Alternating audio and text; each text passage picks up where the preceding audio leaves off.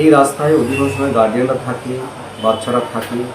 গতকাল সন্ধ্যার দিকে আমার মেয়ে এটা নিয়ে তাদের সাথে একটু কথা বলার পরে বাগবিতণ্ডা হয় এবং আমার মেয়েকে তারা মারে। এরপরে আমার মেয়ে সেখানে যাক আমার স্ত্রীও ছিল, আসলে স্বামী বিনা, সেও সেখানে নিগৃহীত হয়েছিল।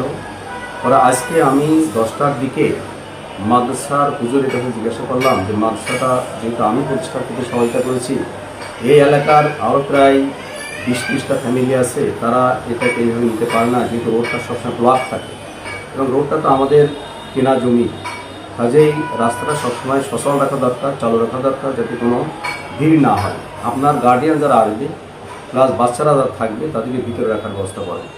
এই কথা বলার পরে যে সমস্ত গার্ডিয়ান মহিলা ছিল চারিদিক থেকে আমাকে ঘিরে ধরে এবং আমাকে নানাভাবে নাজেহাল করতে থাকে।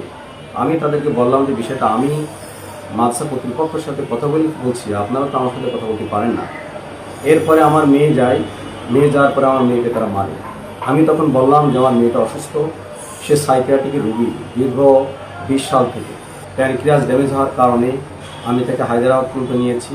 প্রতি মাসে 1-2 বার তাকে হাসপাতালে ভর্তি করানো লাগে পেটে ব্যথার কারণে। এ পর্যন্ত প্রায় 25 থেকে 30 বার সে হাসপাতালে ভর্তি হয়েছে এবং 3-4 বার তাকে আইসিইউতে রাখতে হয়েছে প্যানক্রিয়াস ড্যামেজ হওয়ার কারণে। আমি বললাম যে আমার মেয়েটাকে মারেন না। তারপর আমার মেয়েকে তারা মারতে থাকে। যাওয়ার এক পর্যায়ে আমার স্ত্রী যায়, আমার স্ত্রীকে তারা মারে। তখন আমি এক পর্যায়ে সেখান থেকে আমার মেয়ে এবং স্ত্রীকে সেভ করে আমি আমার বাসার ভিতরে চলে আসি।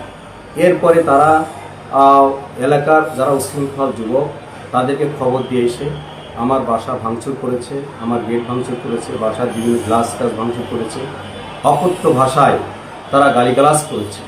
তারপরেও আমি বলতে চাই এলাকার জনগণকে যে আমি সহনশীল পরিবেশ বজায় রাখতে চাই, সবার সাথে সহযোগিতা করে বসবাস করতে চাই।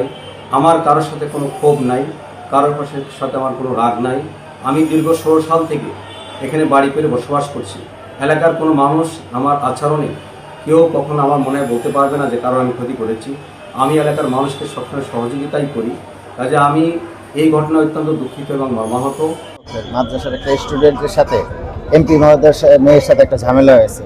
এই ঘটনার রেজাল্ট ধরে এখানে আজকে এই উত্তেজনা সৃষ্টি। আমরা উভয় পক্ষের সাথে কথা বলছি এবং আমরা এটা খুব তাড়াতাড়ি সমাধান করে দেবো এবং কেউ যদি আইনগত ব্যবস্থা নিতে চায়, কারো যদি অভিযোগ পাই আমরা, সেই ক্ষেত্রে আমরা তদন্ত সাপেক্ষে আইনগত ব্যবস্থা গ্রহণ করব।